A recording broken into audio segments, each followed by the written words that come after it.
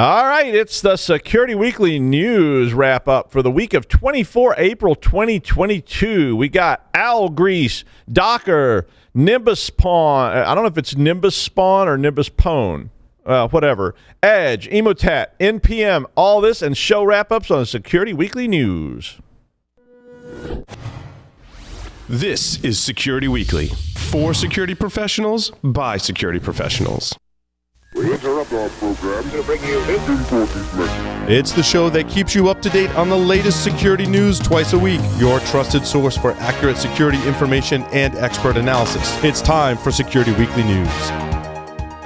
Monitoring and maintaining compliance is a never-ending struggle with a high price of failure. Firemon helps customers meet complex and varying compliance requirements. Firemon has fully customizable reporting, analytics, assessments, and dashboards to meet the compliance needs of any organization. With Firemon, compliance reports take a tenth of the time, and real-time continuous compliance eliminates the anxiety and headaches of audit preparation. Improve security outcomes by improving security operations with Firemon. Visit securityweekly.com/Firemon to learn more.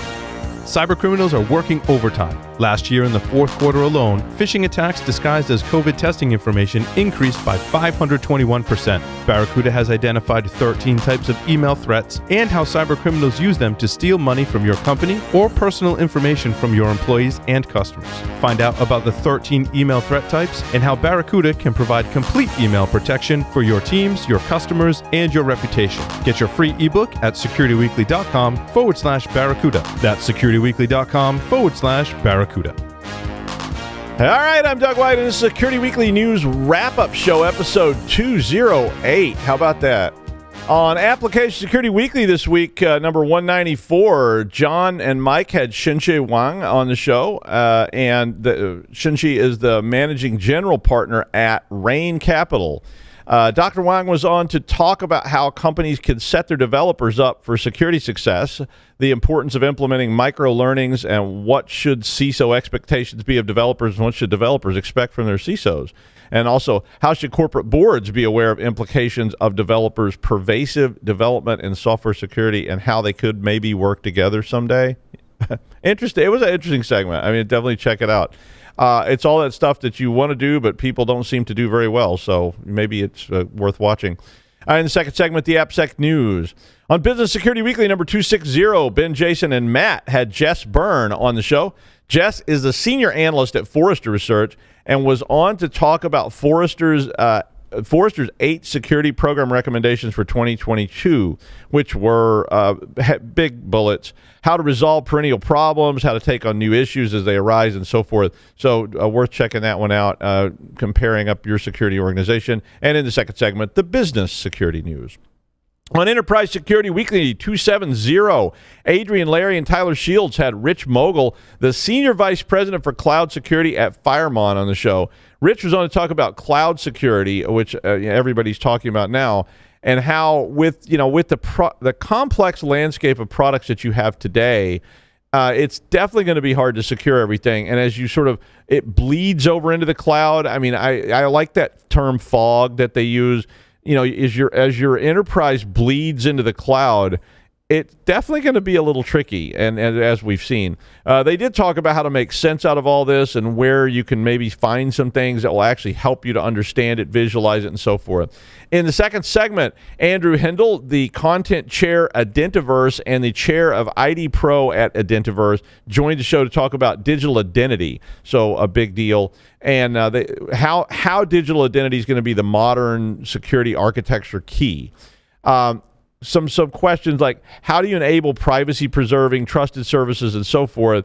How can you make the most of things like passwordless, verified credentials, and personal identity going forward? So a lot of stuff there to unpack, worth checking out. And in the third segment, the enterprise security news.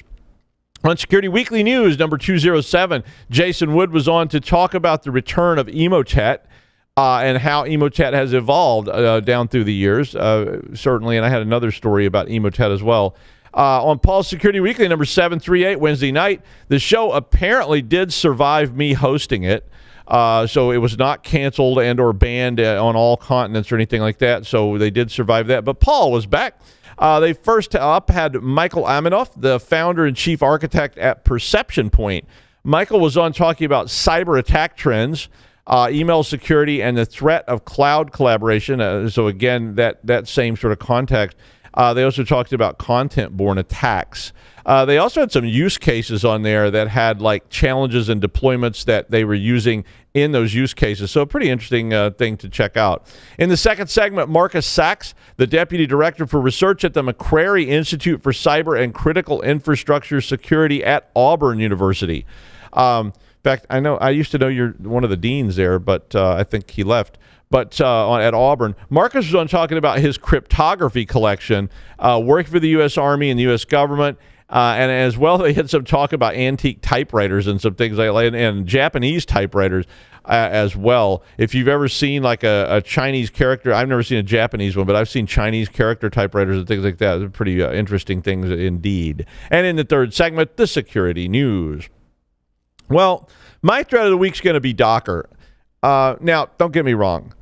I love Docker. I mean, I really do.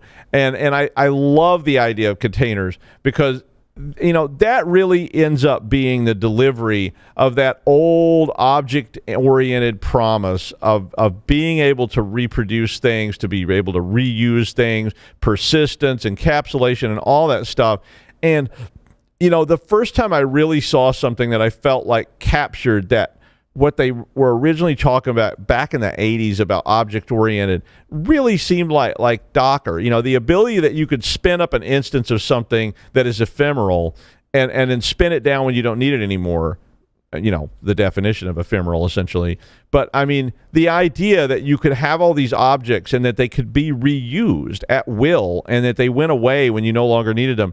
I mean, yeah, conceptually that stuff existed in programming ideas, but this really took it to that. I don't know. It really started to feel real to me when I started seeing Dockers. I mean, the whole idea of a Gestalt development environment with lambdas, containers, et cetera, is like a programmer's daydream from the 1980s. I mean, I love playing with this stuff and using them for development. I mean, when I need something now, there's probably already a Docker that's built for it, something that does it out there in the world. And I know I said this was a threat. I'll talk about what I see as a threat in a second, but I mean, you know, I'm obviously praising Docker to the high heavens because I do love this so much. I mean, the other day I needed a bot, so I was doing an experiment. I wanted a bot. Voila, there it is. You know, I didn't have to sit down and start installing libraries and packaging things and coding things and so forth. I mean, I literally downloaded a fully built-out instance of Linux with a built-in bot space that had all the trimmings that was ready for development of the bot in just. It took probably like 8 minutes because I had to download some different packages, to do the whole pull. Part of it was, you know, a full Linux environment. I mean, it was really cool. And, you know, you need to do a sophisticated calculation. There's probably a Lambda laying around somewhere that you can actually use for that purpose, but or you can put one together real quick and then it's there forever. But, I mean, as I was working on the bot, and it's certainly not a flaw with Docker in any way, I did start thinking about what the hell is in this thing. I mean, who built it? Is the code okay? I mean, like, mine isn't for production, so it doesn't really matter because I'm just going to use it for experimental purposes in a controlled environment. But, I mean, how experimental, how can that experimental code suddenly have a nasty tendency to get put into production? You know, like when some upper management person sees this experimental thing I was playing with and goes, why aren't we using that? And then all of a sudden somebody goes, we are using it, sir. We are using it right now. And they grab it and put it, and it's in production a week there. And I start getting nervous that maybe my little fun bot could turn into a serious bot and then it turns into Skynet or something. And then Skynet gets hacked by some 12-year-old kid because there was a hole in the code somewhere. But I mean, that led me to my real concern. My real concern is that what if that Docker pull has problems in it? What if it's got lambdas, APIs, and all this kind of stuff that even if they don't have problems, what if they change? What if they go away? What if they're not secure? All those things really made me start thinking that maybe we are going to have to develop a mechanism, and it's not that it's undoable, it's just very daunting, but to develop full assessments of these things in order not to get got by things we didn't even think of. I mean, when I used to develop code for the bank, every single piece of code was completely flowcharted. It was completely analyzed. It was put through Q&A. all that in dev, and then it went into a book, and then the prod, when they did it, there was a person who approved it going into production. It wasn't me. I mean, I could send it over to her, and then she looked at the code and decided if it was going to get pushed into production or not. And that was a process.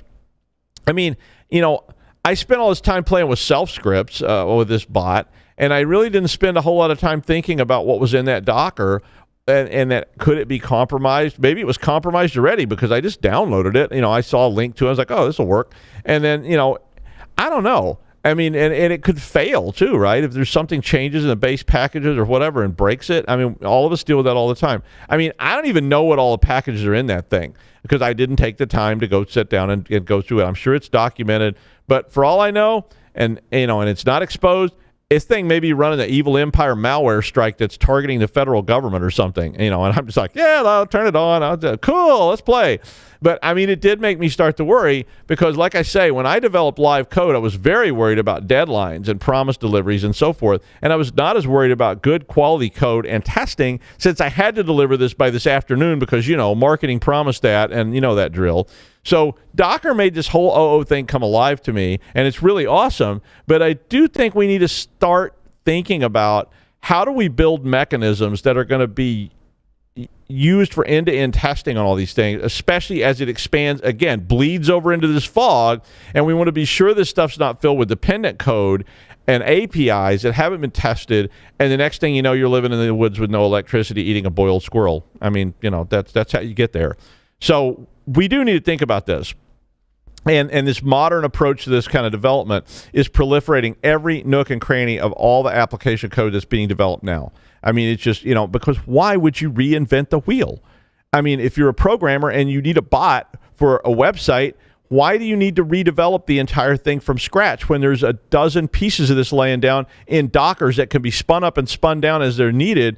And, wow. So I do think this is going to start to be very haunting as we've already seen with all the supply chain attacks. But in the very near future, I think there's going to be more and more of this. And I do think it's going to get weaponized. I think people are going to start weaponizing things like Dockers. They're going to start weaponizing things. And again, that's no flaw of Docker because anybody can develop new Docker containers and put them out there. And so why not evil nation states putting out containers that are volatile and ransomware companies putting out containers that contain ransomware and just hoping people will download them. I mean, it's right back to that old My Super Cool Star Trek program that's really just an executable that's got malware in it, right? Anyway, now the news. Nimbuspwn is a collection of vulnerabilities that can allow escalation of privileges on Linux-based systems. So Microsoft, imagine that, issued the report. Although their lab is so good. I mean, they do really great work, and they do work on their own stuff too. But they issued this report that said that chaining this collection of vulnerabilities together can allow the attacker to achieve root on the system. Both of the vulnerabilities that they described were found in Network D Dispatcher, which is a tool that is on a lot of Linux systems that sends connection status changes to the system. The collection of vulnerabilities involves directory traversal, symlink races, time of check, time of use race conditions. All those are, I mean, those vary from easy to not so easy kind of stuff to do.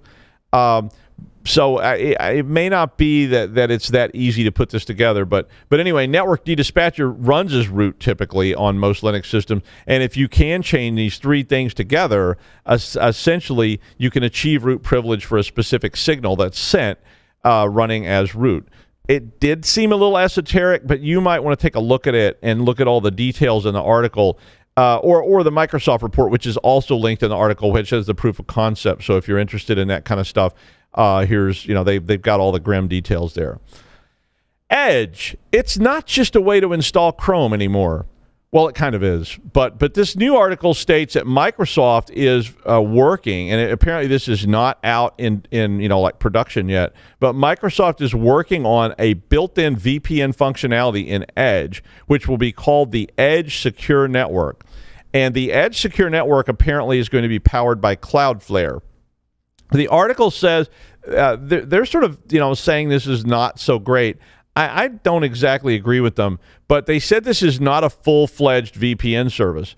I don't agree with that because, and I mean, it's not that I'm defending Microsoft or Edge or anything else or Cloudflare, or I'm not even criticizing them. I don't really agree with you that this is not a full-fledged VPN service. And I'll tell you why in a second. But basically, all of us are probably already using VPNs. I mean, I use them on my phone. I use them on my desktop computer. They're pretty much built into just about everything.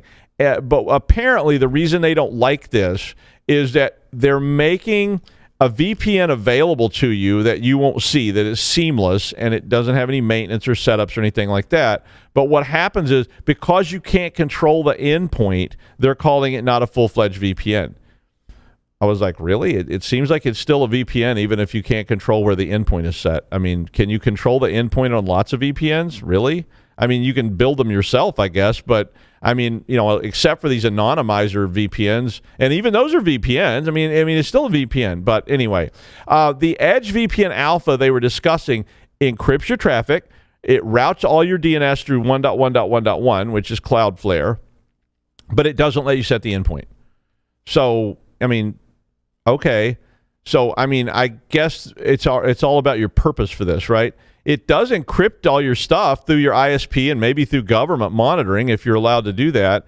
And I mean, honestly, if your main reason for using a VPN is to get streaming from other places, like illegally in violation of service agreement, not that I've ever done that, but I mean, is that really the reason you're using a VPN, so you can get around streaming services that black stuff out? I mean, they say that that's the big limitation of this. I mean, I think we've all used VPNs at some point to pretend to be somewhere else. I mean, I know in China we were doing that because we wanted to watch Netflix, and Netflix was banned in China, so we connected a VPN, put the endpoint in London, and we were able to watch Netflix again. I mean, I don't know. I was really kind of put off by that. But I mean, I'm not the trusting type, so I would probably run my own VPN through their VPN anyway, because I worry about them controlling the endpoint. So if I run my VPN through their automatic VPN, even if they're monitoring the endpoint, my VPN's got a different endpoint. So I've out VPN'd the VPNers. I mean, I don't really think letting Microsoft control the endpoint and the data there is something that's going to get people to suddenly start using Edge. But considering that 3/4 of the population probably can't spell VPN and don't know what it really is, it's just marketing, you know, getting you to want things you don't need. I can see it now. Edge, now edgier than ever with all new advanced AI enhanced VPN for that fresh, minty feeling that everything is going to be okay. Also available in vacant flavor. Side effects may include shortness of breath, open sores, blurry vision, or death. Yeah. Well, if you listen to Jason's commentary on Tuesday, well, he talked about the return of Emotet. And Emotet's been around a long time, and it's one of my, I like the name. It just sounds cool. But I mean, apparently they've recently revamped it again, and it's now an all new and improved AI enhanced version of it. No, it doesn't really have AI, at least, well, not yet. But I don't know what the marketing materials for Emotet says. But Emotet is one of the most popular modular mechanisms for spreading malware of all sorts, and it has been for years. The only reason I included this article was because Japan CERT released a tool called Emocheck, which actually sounds like it probably should do something else, like figure out who is goth or something. But it actually is a tool that will detect that Emotet is on your machine. And it was originally released back in 2020, but Emotet has since moved on. And Emotet has now become 64-bit code, and the old Emocheck thing from way back when can now only be used to detect goths and will no longer detect Emotet if it's running in a 64-bit version. But this new Japan CERT version is supporting 64-bit code. It's a free utility that you can download from Japan CERT's GitHub if you're interested in it. Currently, Emotet installs itself in a random folder, which is under C:\users/user, whatever the username is, /appdata/local. It's this sort of this pseudo hidden directory tree on Windows. And it is a DLL that gets put in, and it has a random extension, anything except DLL. They do have instructions on that GitHub for cleaning up if you have determined that you have Emotet. So if you have Emotet problems or you just want to explore this Emocheck tool, there you go. NPM registry contained a logical flaw that allowed a package owner to add anyone and any number of anyones to their packages as maintainers without anybody having to agree to such things or even knowing they've been added. This basically allowed malicious package owners to add a lot of maintainers to their packages to make them look legit. Not that we've ever seen that before. The flaw was named package planting, so that's what they started calling it, or package poisoning. And basically, it allowed the developer to add anybody they wanted to the package without having them be notified. And I mean, it is the kind of stuff that you look for when you look at packages. It's like looking at reviews. How many people were involved in the package? How many people are maintaining it? I mean, it's kind of like those reviews where it's painfully obvious that 99% of the reviews were probably written by bots or a warehouse full of people that don't necessarily speak English. Because like I saw one once. Every single review, I mean, the reviews were all different. It'd be like, my husband bought this, but every single one had the phrase "scarce as hen's teeth" in it. Literally. I mean, I'm not making it up. There were like 1,500 reviews in that product, and about 3/4 of the reviews, I was flipping through them, said something like, products this good are as scarce as hen's teeth. And I honestly had to ask my mother what it meant. I mean, she said it meant that it was unusual because chickens apparently don't have teeth. I never got close enough to a chicken to tell you if it had teeth or not, but it did make me want to genetically engineer a chicken with lots of teeth. But my mother said that would be wrong. But I digress. Anyway, the example they provided showed that developer publishing a test package, and then they added Facebook and NPM to the list of maintainers, and then removed their own name from it, so you couldn't see who originally developed it. So apparently the issue's been repaired on NPM, but you want to keep this in mind when you shop for anything, but if you're looking for packages, be careful that you take a look at some of the supporters and make sure that it's legit. I know it's more work to roll your own code, but damn, those packages are easy and fun, right? I mean, look at this one's being maintained by Microsift. It must be okay. And if you don't know, Microsift used to be a notorious porn site. I don't think it exists anymore. Because the I and the O are close together. Yeah, so people type Microsift all the time. Anyway, since I was just talking about hen's teeth as well, this article had something, to lead it off that really got on my nerves a little bit. Not like a lot of stuff. Here's the quote from the beginning of this article.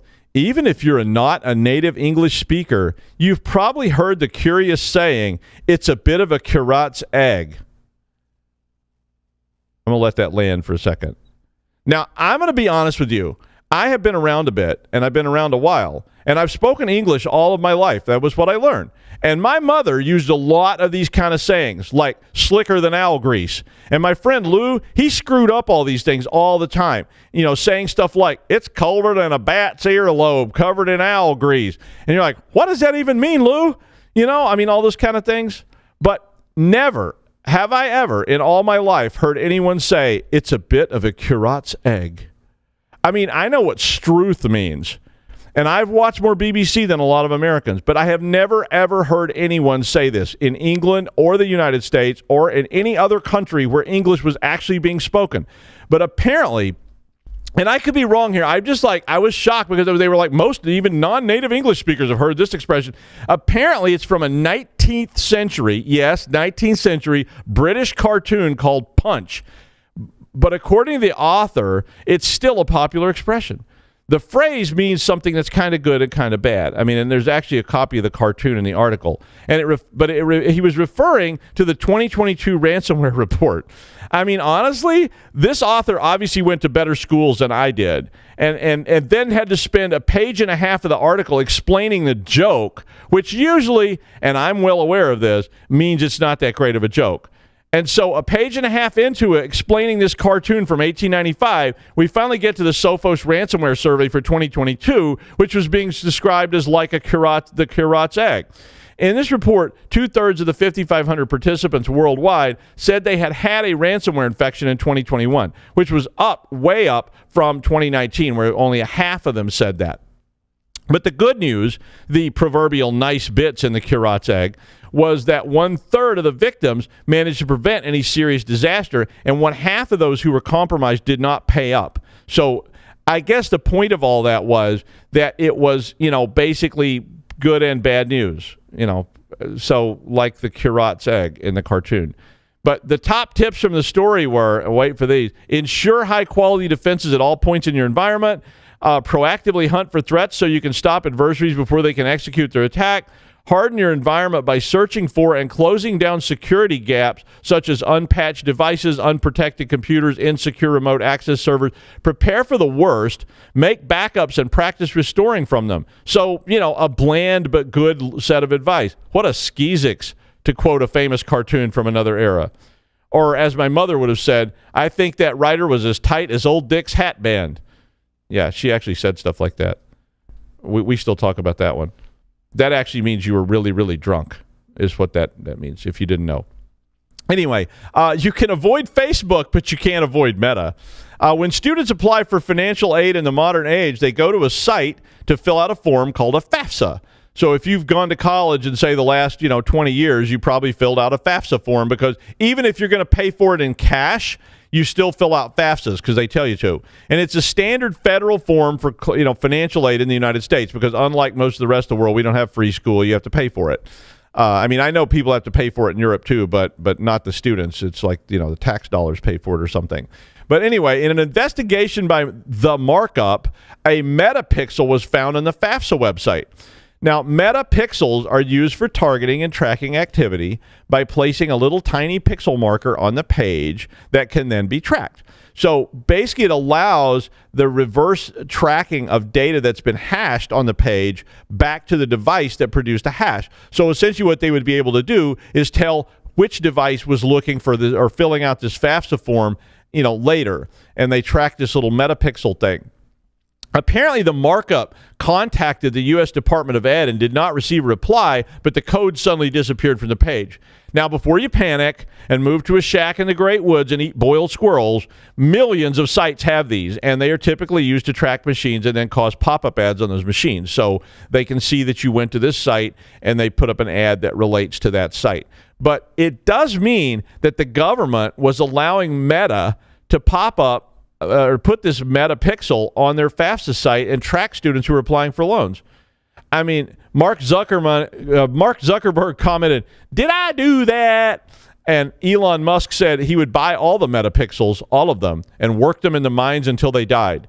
Then he said, maybe I'll just see what happens if I bombard these snapping turtles with gamma radiation until they mutate. I love you, Elon. Come on. Send me that Tesla X you promised, really. The one with the carbon fiber wheels. I've mentioned that multiple times now, and I've still not gotten it. And finally, 2001, 24 years late, a company called Orbital Assembly Corporation has announced plans to develop a space business park, like in 2001, A Space Odyssey. And they said in the article that it would have artificial gravity. I immediately went, really? It's going to have artificial gravity. I wonder if they're going to have inertial dampers too. Or is everybody just going to go back and forth when stuff happens like they do on Star Trek? But apparently the business park will accommodate 28 guests in 5 modules around a rotating ring, which is the gravity they're talking about, which is not artificial, mind you.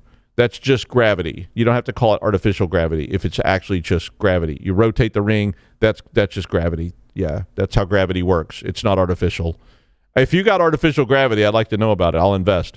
But the station is called Pioneer, and it's one of 2 designs being developed. They hope to have the first station, Pioneer, operational by 2025. The other one's called Voyager, but they didn't have a date on when that was going to be. It does sound expensive, and they haven't raised that much money yet. It said they'd only raised like $1 million. NASA awarded over $400 million to 3 different companies that were hoping to build orbital stations in the coming decade. I'm guessing low Earth orbit is pretty soon going to look like Miami Beach. Who knows? Anyway, that's the wrap-up for the week of 24 April 2022. I'm Doug White, and I'll see you next week on the Security Weekly News.